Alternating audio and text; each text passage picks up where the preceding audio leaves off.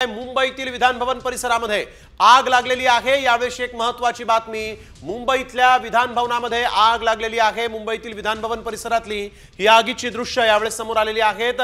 समोर तुम्ही एक्सक्लुझिव्ह दृश्य पाहताय, जिथून लोक ये जा करतात त्याच ठिकाणी, विधान भवनाच्या त्याच ठिकाणी ही आग लागलेली आहे। ही आग विझवण्यासाठी सध्या शर्थीचे प्रयत्न सुरू आहेत। अग्निरोधक यंत्र इथं मागवण्यात आलेले आहेत, परंतु आग काही अद्याप आटोक्यात आलेली नाहीये। धुराचा लोट या ठिकाणी दिसतोय आणि सुरक्षा यंत्रणांसोबतच प्रशासकीय पातळीवरील अधिकाऱ्यांची देखील धावपळ उडाल्याचं पाहायला मिळत आहे। विधान भवन परिसरामध्ये भीषण आग लागलेली, अतिशय महत्त्वाचा खरं तर विधान भवन परिसर, आणि त्या ठिकाणी सुरक्षेतली चूक झाली कशी असा प्रश्न उपस्थित झालेला आहे।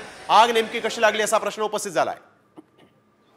सर, कर्मचारी वो सब सेफ है या बाहर? बिल्कुल सब सेफ है, किसी भी प्रकार की हानि नहीं हुई है।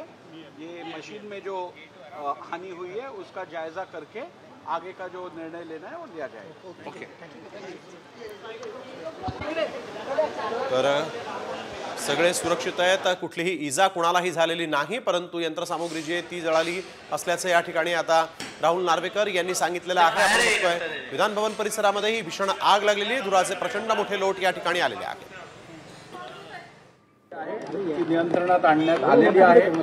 अग्निशमन थोड्या वेळात येत आहे, परंतु सगळं नियंत्रणात आहे सध्या, त्यामुळे कोणीही चिंता करायची गरज नाही। शॉर्ट सर्किटमुळे आग लागली आहे, त्याच्यामुळे नेमकं कारण प्राथमिक असंच दिसून येत आहे की स्कॅनिंग मशीन जी आहे त्या स्कॅनिंग मशीन मध्ये शॉर्ट सर्किट झाल्यामुळे ही आग लागल्याची शक्यता दर्शवली जाते। कर्मचारी, सुरक्षा कर्मचारी ते सगळे निघाले का तिथून?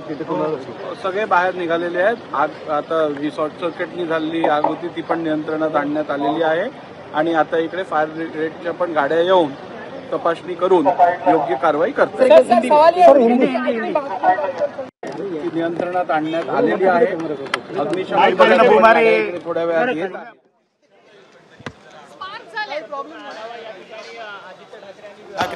ज्या परिसरामध्ये आग लागली होती त्या ठिकाणी येऊन त्यांनी पाहणी केलेली आहे। विधान भवन मध्ये यावेळेस आग लागली आणि सुरक्षा यंत्रणेसंदर्भात आपले कोणी लोक बाकीचे थोडे बाहेर आपणच विधिमंडळाच्या स्टाफनीच आपण धन्यवाद।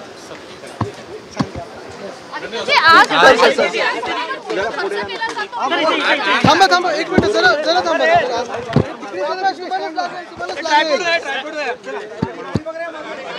धक्का नका मारू यार।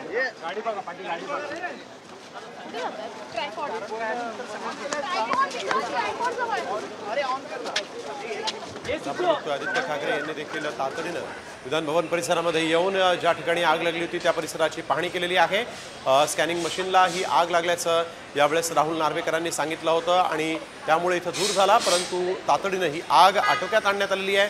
कोणालाही इजा झालेली नाही असं देखील राहुल नार्वेकरांनी सांगितलं आहे, परंतु आमदार आदित्य ठाकरे यांनी तातडीनं घटनास्थळी जाऊन आढावा घेतलेला आहे।